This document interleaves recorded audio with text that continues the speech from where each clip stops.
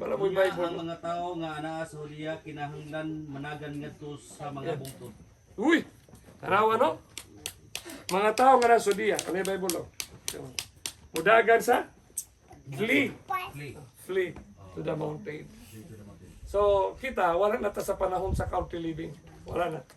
Niya na ta sa panahon sa fleeing time.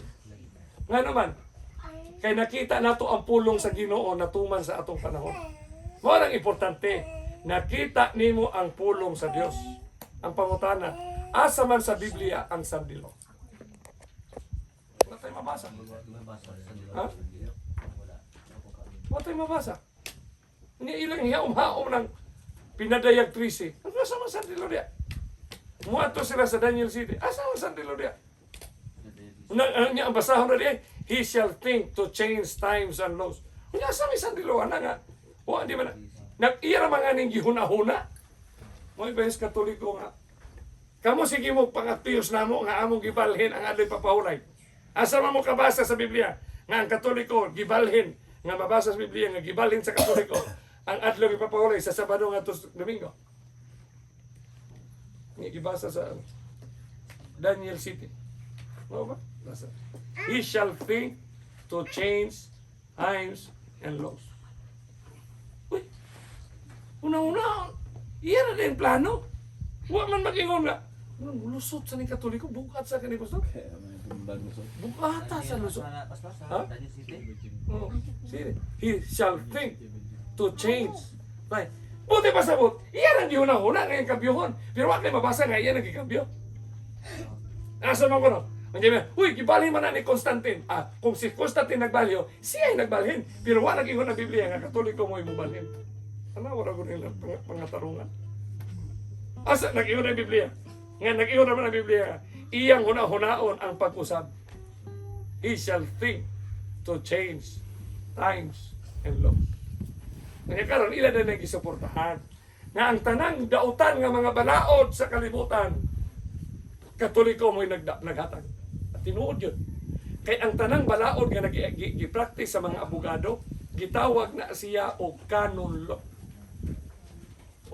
Siya nagtabang di sa kalibutan. He shall think to change times and laws. So, yun sa manipag, positive ilang approach niya. Dili negative.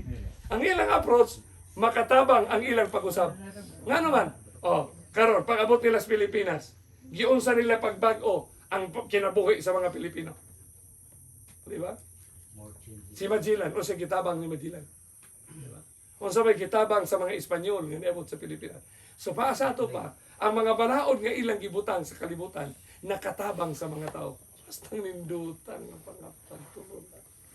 Munaw di kita mutuon sa Mount, River, and Island, MRI, nga si Kristo giminaog aron iyang ipabuhagay, mawala kita sa tamang konversasyon. No? Kining atong conversation ba? So hopefully, may uban nato niya makaigsuunan. Ato nang imbitahan sila. Mas Sabado, may discuss mo na mas pastor. No? Kay kami na ba, dili permanente o niya. Si pastor, ato mi dito, may programa, may mga programa nga atong himuon. Balik na sa, managing diha ba nga, outpost lagi na nato. Kaya kita mo, sugatay na tas Ginoo. Panganod ang atong direksyon. No?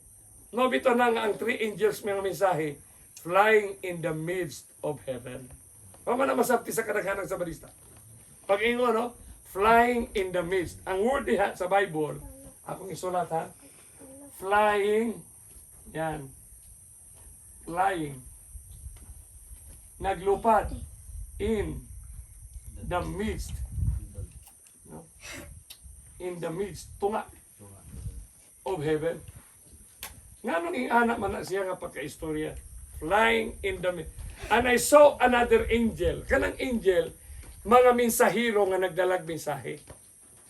So unsa man ang mensahe nga gidala ni ini nga mga anghel nga naa na ron nga naglupad sa kawanangan. Sa ato pa naa ba sa Bible di ay nga ang mensahe karon ni Kristo gibutang nato, gisabwag nato sa kahanginan. Ana. So kanang gihimo namo ni Pastor John, kanang atong gihimo nga dialogue sa Radical Reconnection. maunay katumanan sa flying in the mist. Okay. Nga naman. Kay bisag kinsa nga tao karon, di na kinahanglan siya nga muanhi. Muanta lang siya sa cellphone niya, nakabutang naman na sa internet sa gitawag na siya sa internet of iCloud. Pantayin niyo ha, kanang iCloud diha gibutang ang tanang impormasyon. Sa iCloud diha gibutang ang tanang mensahe. iCloud. Pero kanang iCloud sad ang tanang mensahe sa yawa pwede nisulod sa din yawa diha oy.